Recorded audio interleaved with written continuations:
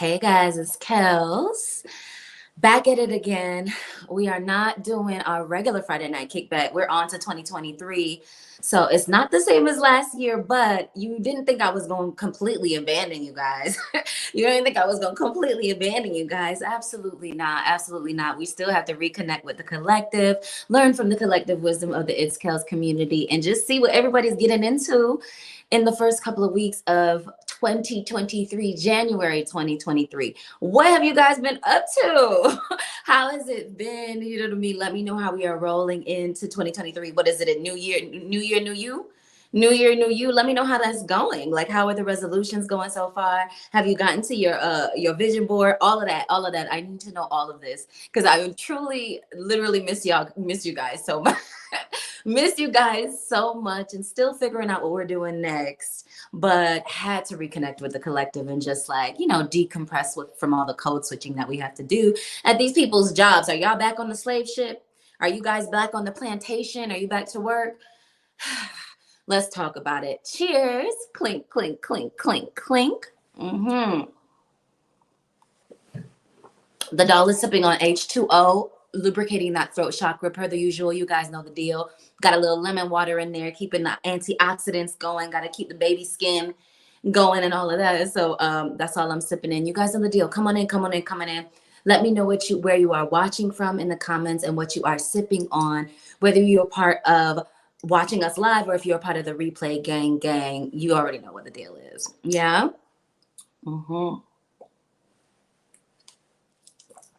So, oh my God, I missed you guys so much.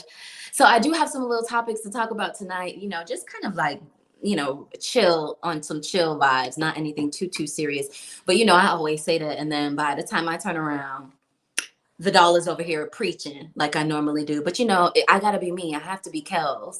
If nothing else, I got to be Kels. You know what I mean? So let me check real quick. I do see the feed looks like it's coming in properly. Let me just make sure that the voice, can y'all hear me? So, oh, yes, you can hear me. You can hear me. Great. Perfect.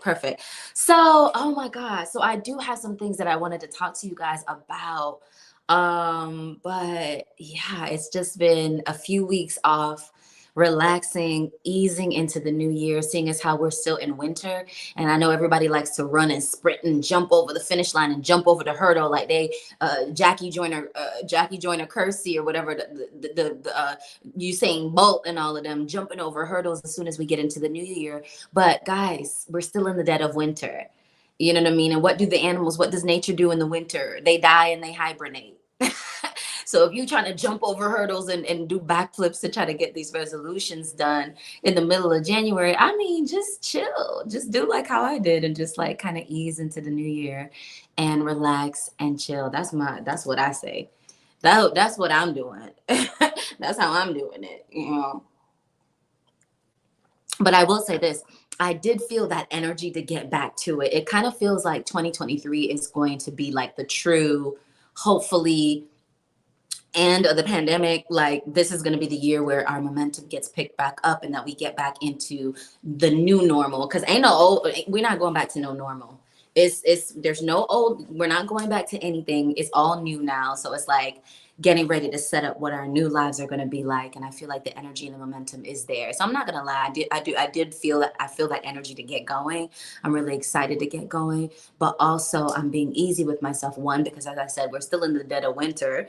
And two, we are in Mercury retrograde. We started the new year in Mercury retrograde. And I know you guys have probably heard about that. You know how at these top of the broadcast, I always talk about like, what's the energy of the week? What have you guys been feeling like?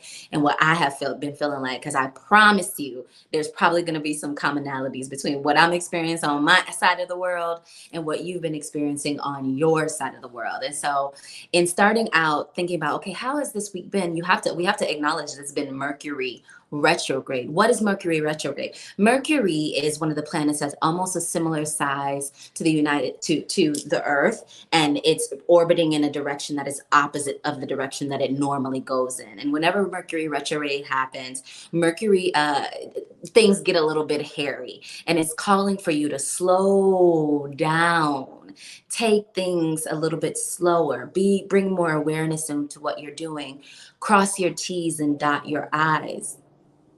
because Mercury governs communication. And when it's going retrograde, things that are communication tools can go a little bit wonky. You know what I mean? So your computer can stop working, your phone can stop working, you could drop your phone, you could be trying to check in on your flight and your ticket is lost. You might have TSA pre-check and they don't have you on the register no more. All of these kind of communication and technology type things usually start to act a little wonky around Mercury retrograde, because it's calling all of us to chill, slow down, and check and double check what you're doing.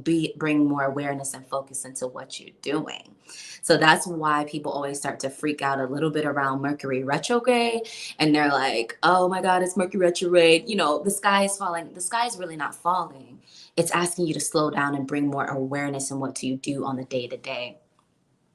Also, what I find Mercury retrograde does that we're in right now, I want to mention, we're going to be out of it the end of next week. I believe it's the 16th or the 19th of January. We're going to be done with Mercury retrograde. So what will happen is the planet will start to stationary and then go back into the regular orbit. And so momentum should pick up, should be more clarity in what you're doing, less technology issues, less Wi-Fi issues, and all of those things. Anything having to do with communication, emails that haven't gone through, stuck in your outbox. You thought you emailed them last week, they haven't responded. You look, it's in the outbox still trying to buffer and things like that. That is what a Mercury retrograde governs.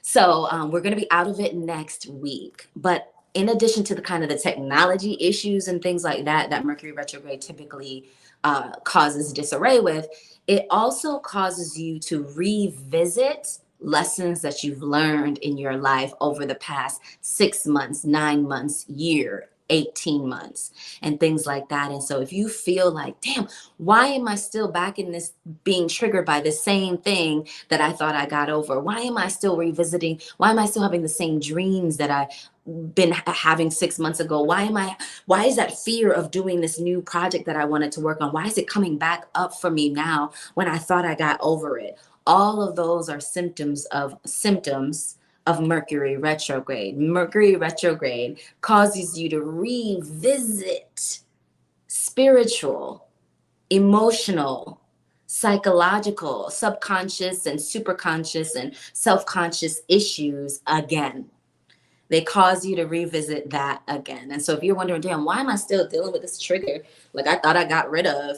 It's probably because it's Mercury retrograde, and they trying to really see if you're really over it, if you've really dealt with it, if you really know how to handle the situation now, if you've learned your full lesson, if you've worked through your full karma in that sense, to see if you can move forward on it. So that is why Mercury retrograde is not only a freak out, oh my God, everything's going to break, but it's also really important for us, because otherwise, you know us, we will just keep sprinting towards some imaginary finish line. Yeah, we will be sprinting towards some imaginary finish line, and not really revisiting what we need, our lessons in life. And so that's why the divine and spirit and all of them, whoever, decided that, you know what, let's give them a little Mercury retrograde, and so they could sit their butts down and really let these lessons that we have for them sink in. Okay, so that is what Mercury retrograde is doing in our lives. Yeah. So Mercury retrograde has been for a couple of weeks. Last week, or a week and a half ago, we had a full moon in Cancer. Cancer is the cardinal water sign. It's very governed by emotions. Emotions are the most important thing to a cardinal Cancer sign. It's very motherly type energy, whether it's in a masculine or a feminine environment, body or person or being. It's still this kind of nurturing, heart-centered, and very emotionally driven sign. The moon is at home in Cancer. So you might have found that at the last full moon, you found yourself very emotional, very missing your home, wanting to be nestled up in your home, maybe up under your loved ones, things like that, that Cancer governs, and that, the moon is at home in. So that might have been interesting for you, in case you're wondering, like, dang, why was I so clingy last week? probably because of that full moon in Cancer. And then coming up, I believe next week, we're coming up on a new moon in Aquarius. So you guys know full moon is when the moon is big and bright and in the sky and brings to full fruition whatever we had been like manifesting or thinking about in the weeks and months prior. And then the new moon is when the moon shrinks down and dissipates completely into um, a black void kind of thing where things come to a close. And so Aquarius, I think we're doing the new moon in Aquarius, if I believe I'm correct, next week. And I'm not really sure what to expect with that, to be honest with you. And Aquarius has a tendency to bring up all kind of, to me, Aquarius is not very predictable. So I have no idea what's that going to be like. So maybe I'll be back on live next week and we can talk about like the true experience of a Aquarius new moon. But anyway, with that being said, that's just like a really quick high level rundown of some of the energies that we're working with celestially for the last week, 2 weeks, and things like that. And I think I always talk about it because I think it's really important to understand that it's not only your internal state that is governing things. It's not only the things that you can touch, taste, hear, smell, and feel that are governing what's happening with you. There are other unseen forces. There are other intangible, non-physical forces that have an impact and influence on your life. And just talking a little bit about the full moon or the new moon or Mercury retrograde or, Mars retrograde, which we just got out of, just starting to dibble and dabble and talk about those things brings your awareness to the other forces, the intangible forces, the unseen forces that govern all of our lives and that have an influence on all of our lives. And so it's just to pique your interest a little bit in like, oh, there are unseen things that actually have impact and influence. Absolutely.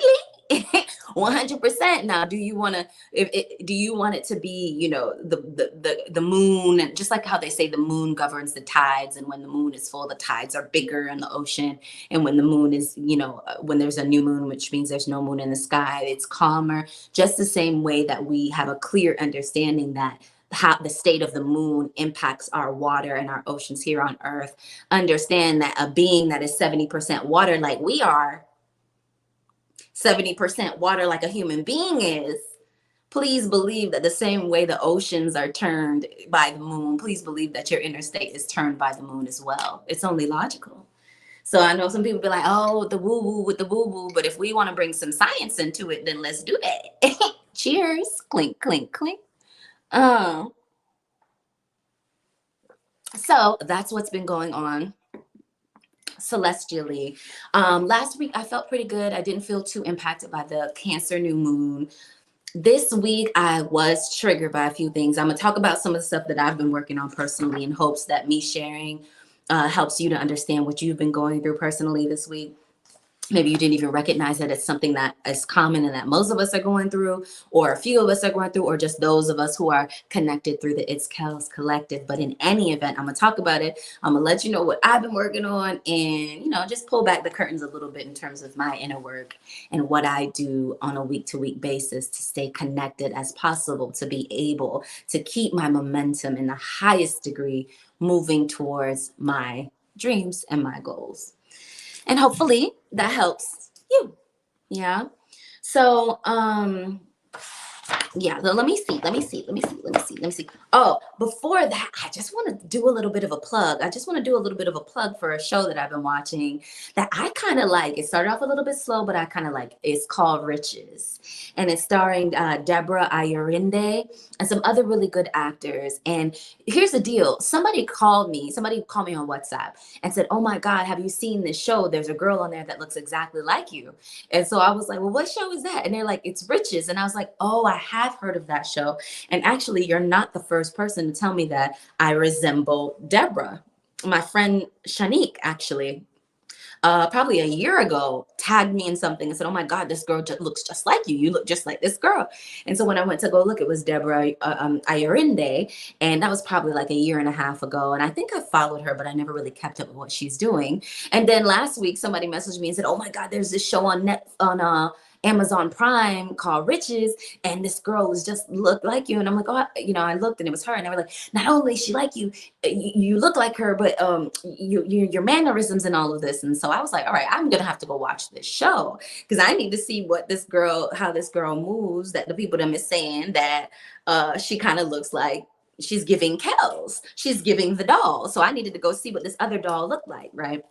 So I went and looked, and of course, I believe she's Nigerian. And let me tell you something: when I moved to London, them people wouldn't stop asking me if I was Nigerian. Them people in London would not stop asking me if I was Nigerian. It was so funny because they would be like, so whereabouts are you from? And then before I could even say it, they say, are you Nigerian? And I'm like, no. And they say, oh, American. And I'm like, oh, yes, yes. And they're like, oh, yes, all right, American or whatever. From the States. Whereabouts in the States are you from? And, I'd be like, oh, Miami. Oh, Miami? Then what are you doing here? You know what I mean? And I'm just like studying and chilling and all of those things. And so they would always first guess that I was Nigerian, and then they would go into the American. And I always joke and say that when I lived in London, it was the most American I'd ever been, because typically in the States, they ask me like, where is my family from, as if I'm not American. So so it was just stereotypes and just different experiences when you're in different places on the globe.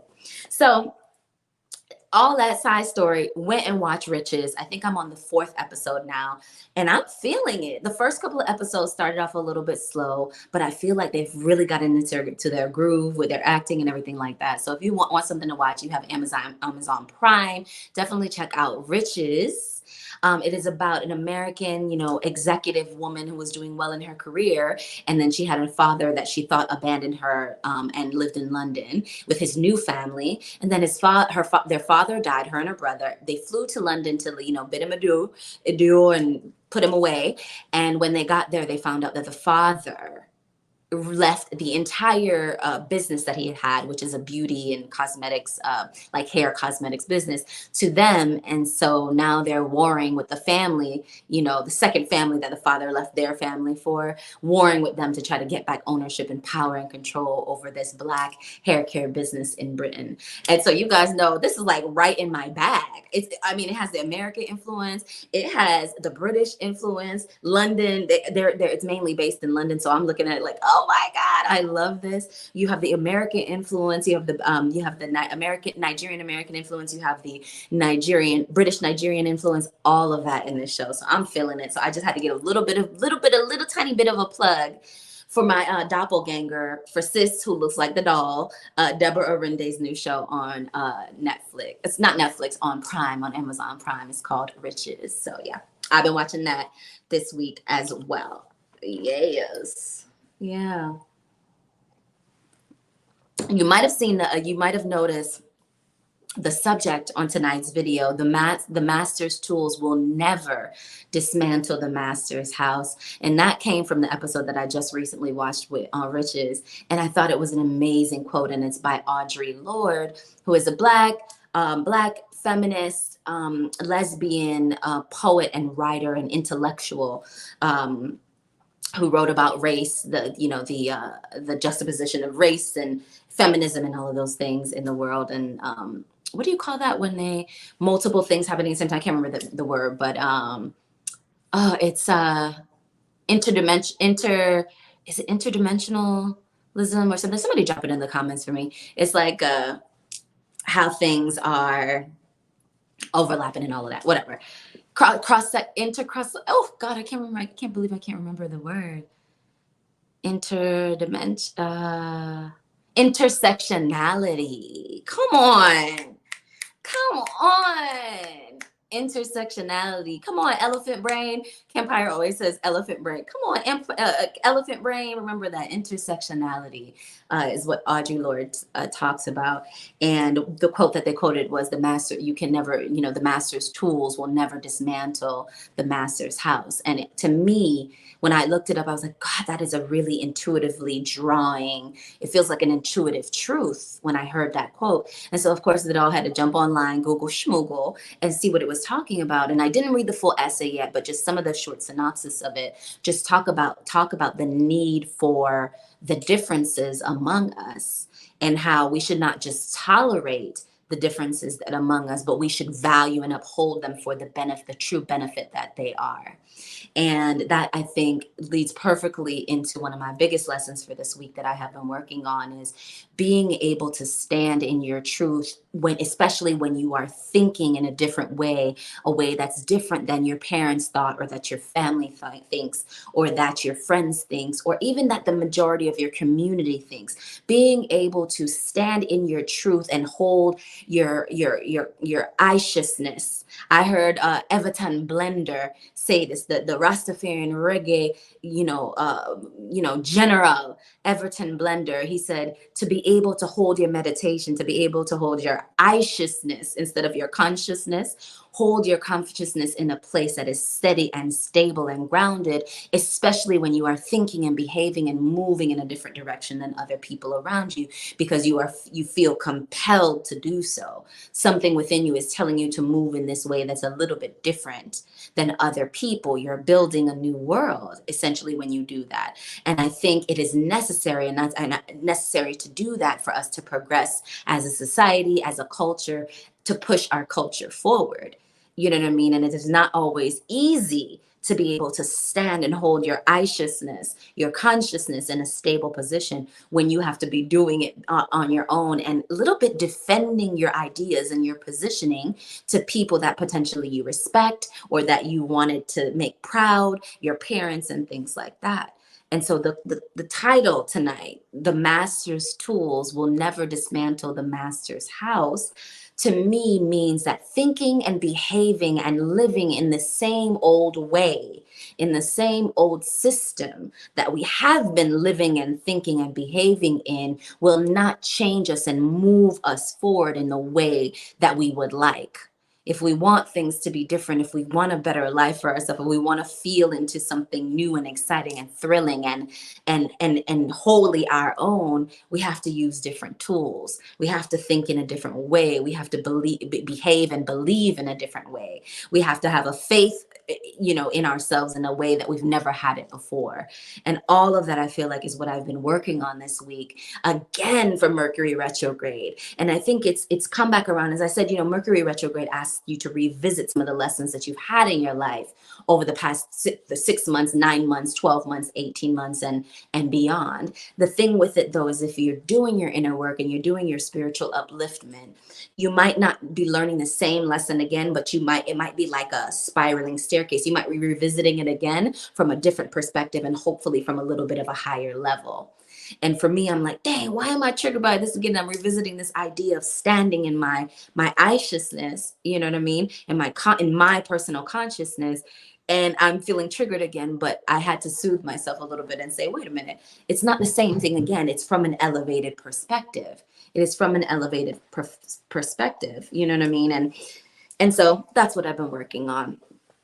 When I say, I hope that made sense. When I say, being able to use your mind and have beliefs in a way that is different than other people's, and use your courage and your strength and your tenacity, and your connection to the divine, to hold yourself steady, in your new way of thinking, in your new belief, in your new way of seeing yourself. But also, when you fall off the horse, when you fall off and you second guess yourself, or you have a conversation. What happened to me this week is like, when you end up having a conversation with someone where you're ending up having to defend your new mindset or your new position, or you felt like you had to defend yourself, because you honestly, you don't have to defend nothing, but you slipped into a conversation where you found yourself defending your new position or your new idea. That can knock you off your trajectory. It can make you second guess yourself. So you talking and you're defending yourself, and you hang up the phone, and now you feel like, you're second guessing yourself. You don't feel as high and confident and empowered as you would have normally felt. How do you get back to that place? How do you review what you did? How do you get back to that place? How do you shorten the time, or shorten the response time, the alignment time, to get back into your alignment? That's what I've been mainly working on this week. One, I felt a little bit silly of jumping into a conversation where I had to defend myself and defend my new ideas and defend my new tools that is building my new reality to somebody who is firmly rooted in the master's tools and the master's reality. And it worked for them, but it doesn't necessarily work for me. So I have to get my own tools to build my own reality. But it is difficult because obviously we've all been raised in the master's tools and the master's land. You know what I mean? And so, I got out of the conversation and I was a little bit rocky and shook. And I had to put all my focus and my energy into getting myself back into my belief, getting myself into and back into the mindset and the direction and the clarity and the confidence and the belief and the certainty of my path, the certainty of myself, the certainty of the direction that my heart was driving me in. I had to get back to that, and I had to pull out all the stops. You know what I mean? And I had to, okay, let me meditate, meditation. All right, let me go to sleep. Let me go work out. Okay, what music am I listening to? All right, let me double down on my water and my hydration. All right, I had a lot of red meat yesterday. I don't usually eat red meat. That, I can feel it in your body when you can feel how it impacts your body. And I was like, damn, I got to clear this red meat out of my system. You know what I mean? I got to drop down my sugar. I had desserts and all of this. I got to drop my sugar down, because all of those things, when you're very mindful and careful about what you put in your body and how your mind reacts to what you eat, what you put in your system, you can tell.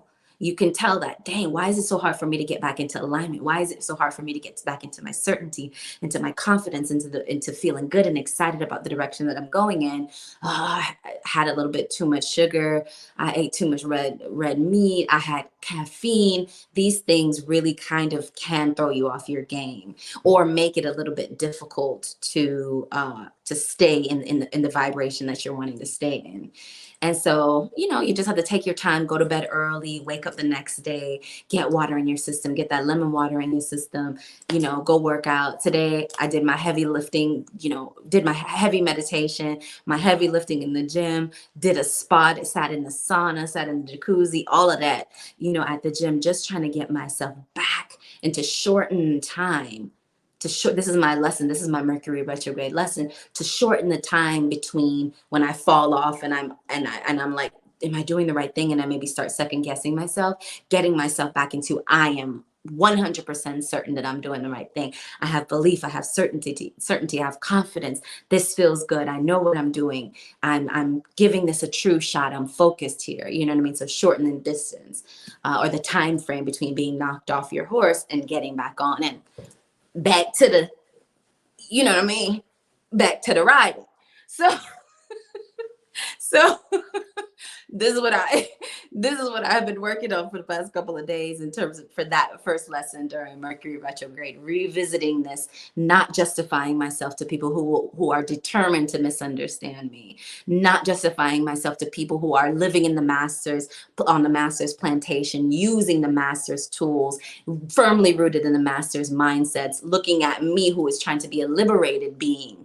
Looking at me who is trying to be a liberated being, second guessing what I'm doing, and my silly self sitting here trying to defend to them using my self curated tools. You ain't never gonna understand, and me defending myself to you is throwing me off my horse.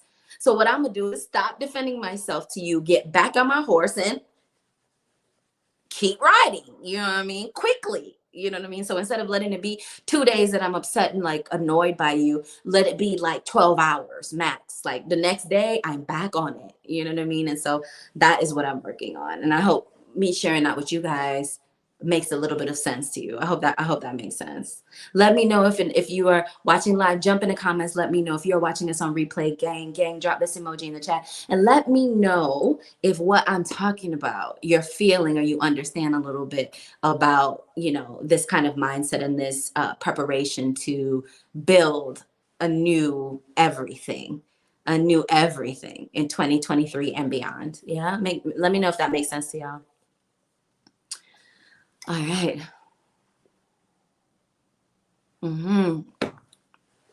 Okay, so that's the first lesson that I learned that I've been working on in Mercury retrograde, shortening the time to get back in alignment, shortening my response time.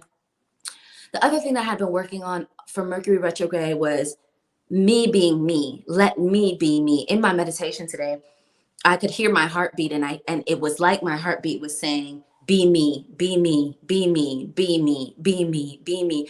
It just felt like I could my heartbeat was beating and saying, be me, be me, be me, be me. And that was really interesting because that has never happened before. I've never really had that experience before, but I was like relaxed into it and listening to it and feeling that. And I feel like it was just affirming to me that I don't have to look at anyone else is doing, anything anyone else is doing, and wonder if I should be doing that too, or wondering if they're doing it better than me, or wondering if I should be taking some cues from them, or that they know what they're doing more than me, or second guess, using my observation of what somebody else is doing to second guess myself. It was saying, be me, be me, be me. Let who you are be so embodied in who you are, that if with every beat of your heart, it is undeniably clear that you are who you are. And not only that you are who you are, that you love who you are, that you admire who you are, you appreciate who you are, you hold space for who you are. Be me, be me, be you, be you, be you, be you. That is all you need to do. And beam that signal out from your heart, such that everything that matches that vibration of who you are is attracted to you. It can't miss you.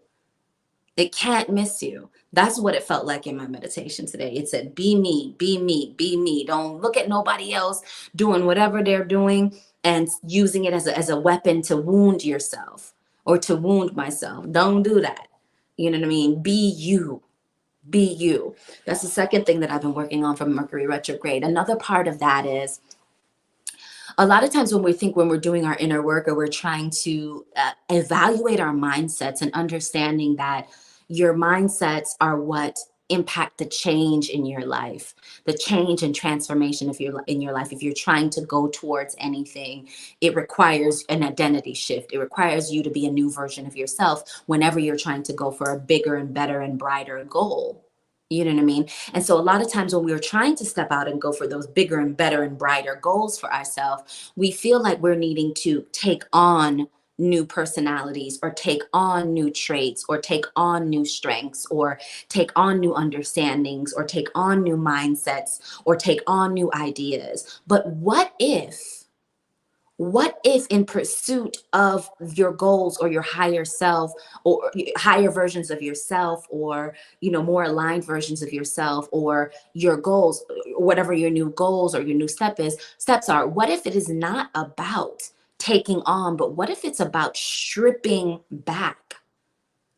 What if it's about stripping back everything that is not you, every limiting belief, every illusion, every lie, every idea that is a false idea? What if it's every conditioning, every social conditioning, every programming that doesn't serve you?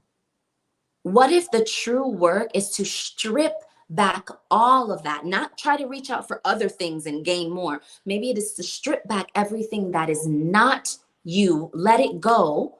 Every part that is not you, that doesn't serve you, that has been some sort of social conditioning, that it wasn't meant to serve you, some sort of master's tool that can only serve the master's position and can never serve yours. Seeing 333 on the clock if you're into numbers like I am. What if it's about letting go of all of those tools, all of those conditionings, all of those false ideas and those illusions, and stripping back to the true essence of you? Connecting with your heart, connecting with your inner being, hearing your intuition, and moving from that empowered place. Maybe that is how you get towards your goals. not consumerism, not capitalist consumerism, trying to consume everything and every lesson and everywhere and do and get. Maybe it is let go of everything that's not you, so that all that remains is the true essence of who you are. And moving from that embodied, that certain, that tenacious, that strong, that confident version of yourself, who is not disillusioned by any social conditioning that wasn't created to serve, but disillusioned by any system that wasn't created to serve you, but was created to serve the masters, do the master's bidding, but it wasn't there to serve you. Hence the title, The Master's Tools Will Never Dismantle the Master's House. If you want to build your own house, if you want to be the captain of your own ship, the master of your own fate, if you want to be the, the authority, the self-governed, self-authoritative, owning your own, you're owning your own dominion. What if you have to strip back everything and get back to who you are at the core, and embolden that version of you, empower that version of you, and not seeking things external to try to get you to that place, but stripping back and paring back everything that doesn't serve you, that isn't you, so that the true nature and essence of who you are remains. And then it goes back to being that beacon, being that heartbeat. Be me, be me, be me, be me, be me, be me. That is like a beacon in the night, that it can't be missed. You can't be missed when you are being you. So everything that is for you, everything that is designed for you, for your highest and greatest, will be attracted to you when you sit in the seat of who you are, paring back every social conditioning or idea or belief system that isn't you, that doesn't align with you, that doesn't support your growth. That's kind of what I've been working on for Mercury Retrograde this week. Be me, be me, be me, be me, be me. Shortening the time to get back into alignment when somebody kind of triggers me and pulls me to defend myself in a way that is unnecessary and it rocks me. Getting back on the horse and getting back to me, getting back to what I'm doing quicker. Shorten that response time. Second, be me, be me, be me. Let my heart beat clearly who I am, hold space for her, and strip back and pare back everything. Say no to everything that's not me. It's a no. No, I don't want to go there. No, I don't want to be your bridesmaid. No, I don't want to throw your baby shower. No, I don't want to go to dinner there. No, I don't want to read that. No, I don't want to do that. I don't want to wear that. I don't want to work there. No to everything, so that the true essence of, I can make room for the true essence of me, so that I can start to say yes. Yes, I would like that. Yes, I would like that. Yes, I would like that. Yes, yes, yes. But sometimes you got to say no. You got to pare back. You got to get rid of. That's the second thing. The third thing I kind of was noticing, and I haven't fully processed this. I haven't fully journaled through this. But the other piece that I was thinking about was, I noticed that when the momentum is picking up, meaning when you start to get excited, or when you start to feel that passion rise in you about something that you want to do, or that you want, or that you think would be good in your life, sometimes you can end up getting fearful when the momentum or the excitement starts to pick up, and you can start to a little bit self-sabotage yourself. Or maybe, you start to not do things that you should be doing when you feel like, oh my God, it's going in the right direction. A little bit of self-sabotage. And I felt that come up with me this week, because I noticed that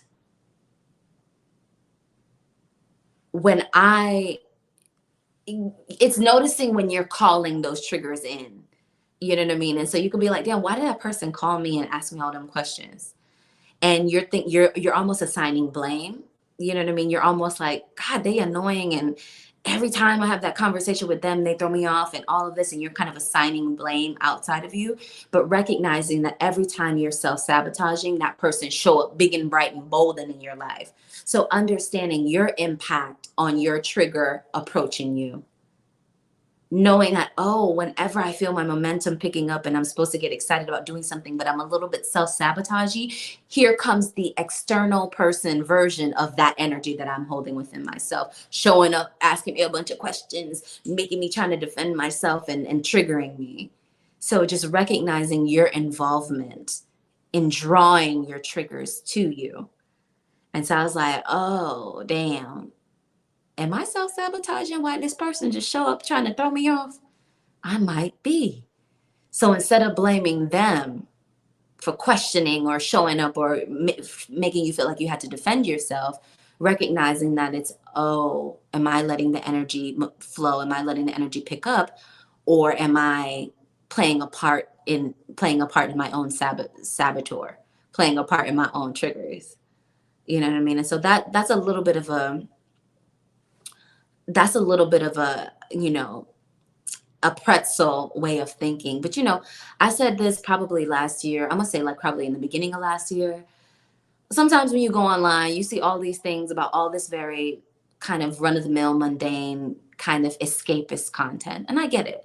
Like sometimes you don't want to talk about like heavy things or things that make you think. Sometimes you just want to zone out and scroll and get the dopamine hit of scrolling on social media all day, or zone out and watch Riches on Amazon Prime and just laugh and get the dopamine hit of looking at somebody else's life for a little bit. I get that. I totally get that. I get the escapism of it, and it's necessary. But sometimes I felt like, yo, I want to talk about some stuff. I'm intrigued by this stuff. I'm intrigued by these conversations, and I'm gonna bring them to the forefront. You know what I mean? And it's not gonna be everybody's cup of tea. But if you are around, if you're setting your eyes on this, on some level, this is your cup of tea. And so it's all love that you're here. And we're gonna continue to talk about this deeper things and not always this escapism foolishness, who's dating whose book wrote a book, this and that. Not always all of that. Sometimes it's really about elevation and consciousness and pushing the culture forward and doing the spiritual work, because spiritual work is work. Yeah. So that was the third thing. Let me take a sip.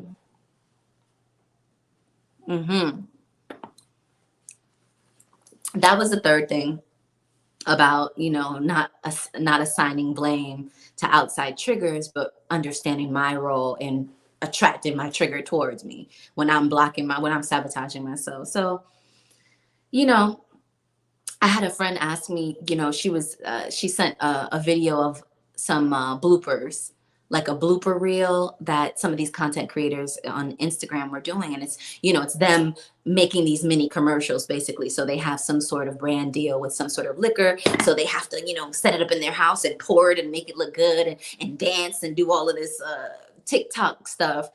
And they had a lot of bloopers. And so they strung together a blooper reel. And they were like, oh, content creation is not all, it's not always perfect, haha, here's my blooper reel. And they do it in an attempt to humanize themselves with their audience, right? And so my friend was like, here go my friend, you should do one of these. And I looked at it and I was like, oh, that's cute. I really like him. I'll follow him. But child, I don't got no bloopers.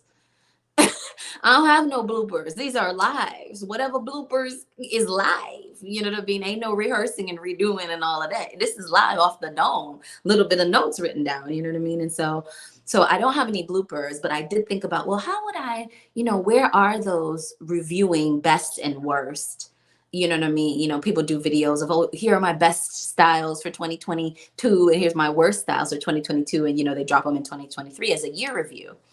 And I said, well, I don't have that, you know what I mean? But what I do talk about openly is when I'm working through things in my mind, when I'm working on what I'm journaling about or what I'm meditating about, or, the inner work that I'm doing, where I see I can call myself out. And that was one of the things, is like not saying, oh, my trigger is annoying, but realizing that I called my trigger to me by blocking my own bag. You know what I mean? And this is a common thing that happens when you're trying to get your mindsets right and get yourself in the right, create the right vibrational environment for your manifestations to come in, for your goals to be attracted to you, for your next stage of life to come into you. You know what I mean? And so no bloopers, you know what I mean? But is a lot of learning the hard way and observing and experimenting and trying and doubling back, and that's really kind of the point of Mercury retrograde, if you really want to think about it that way as well. It's doubling back and looking and making sure that you really got the lesson that you should have got 9 months ago. And can you look at it from a, can they throw you a curveball of the same kind of issue, and will you still be able to catch it and recover? You know what I mean? And so that is kind of the spiritual evolution that we go through whenever there's a Mercury retrograde.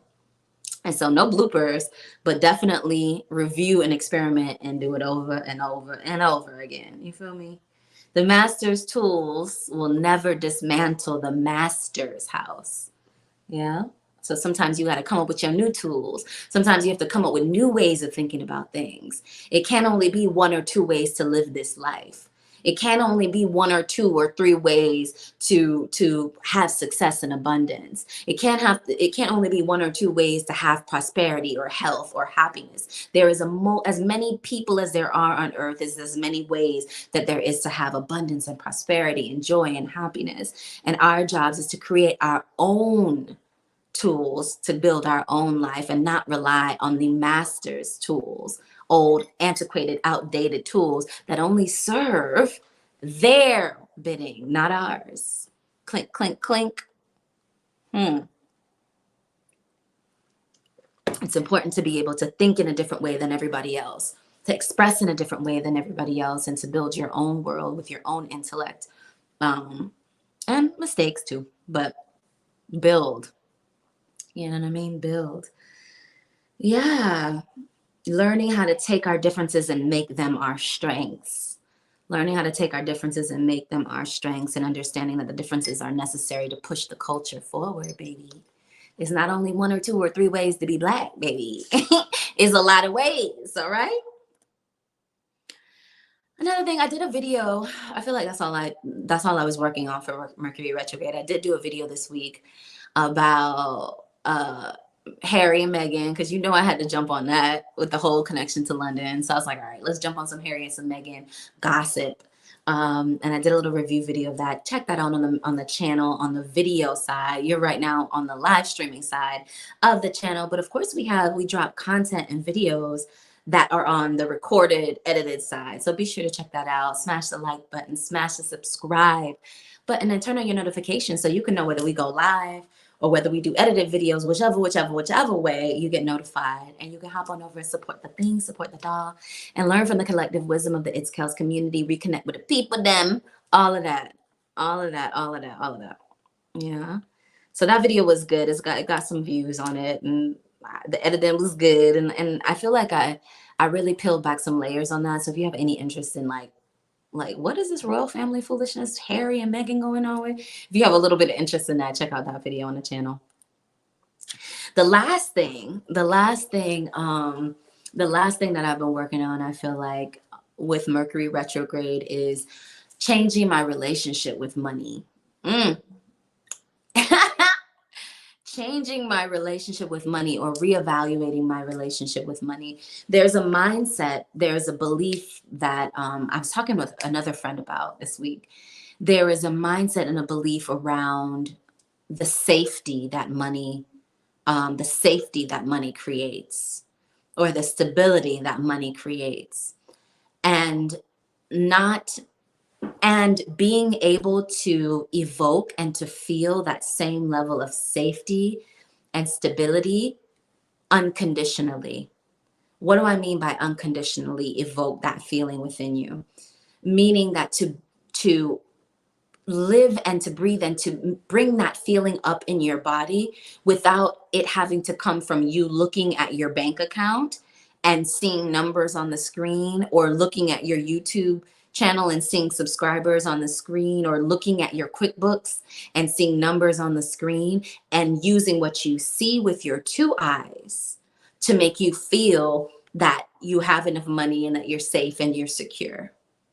What if you could do it the opposite way? What if you could evoke that feeling of feeling safe and secure, regardless of what the external, what you're looking at on your screen is saying to you? What if you could hold yourself in that feeling of feeling abundance and feeling wealth and feeling luxurious and feeling taken care of and feeling safe and feeling secure, without it having to come from you looking at a screen or you looking in your purse or you looking at a bank account. That is what a lot of this work is about.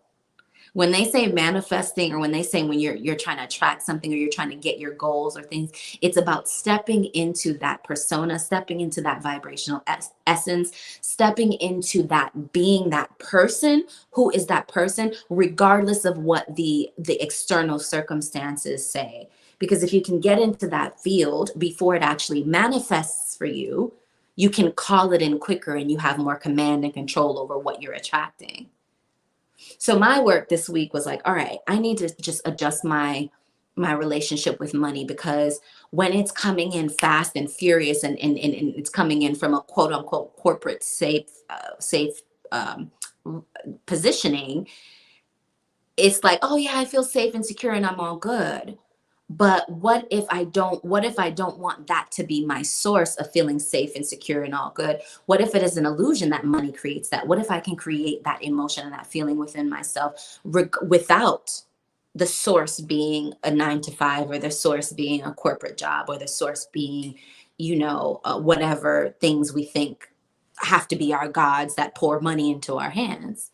You know what I mean? And so that was another thing that I'm still figuring that out, because it's like, okay, I get the concept of feeling safe and secure, evoking that feeling, and like meditating on that feeling and bringing that feeling up, remembering a time when I felt that in the past, and then bringing that memory forward and bringing those emotions and those feelings forward so that I can firmly root into that feeling of secure safety and all of that.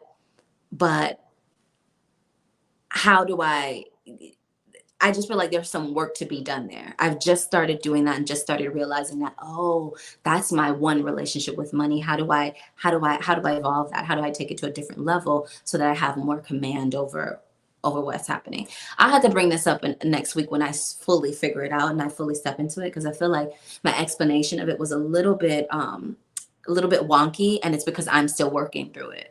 So again, going back to I don't really have bloopers. I can't really humanize these topics in sense of like bloopers, but I can, talk about them with my understanding of where I am now. And you'll see over time, as I continue to do lives or continue to do videos, you'll see over time how my belief system around money and my relationship with money evolves over time. And that evolution of that relationship, that evolution of the belief systems around money should reap certain tangible rewards. So we gonna see. But yeah, I am working with my relationship with money. And I already feel like money comes to be easy. You know what I mean? And so now I just need to evolve around regardless of what the numbers say on the screen or whatever, the security and the provided forness, um, evoking that feeling, amplifying that feeling in my life and in my body. You know what I mean? And seeing how that manifests ultimately, from the unseen into the seen. Y'all got me. I'm talking about some things that are like, whew, but whatever. We make it do what it do. You know what I mean?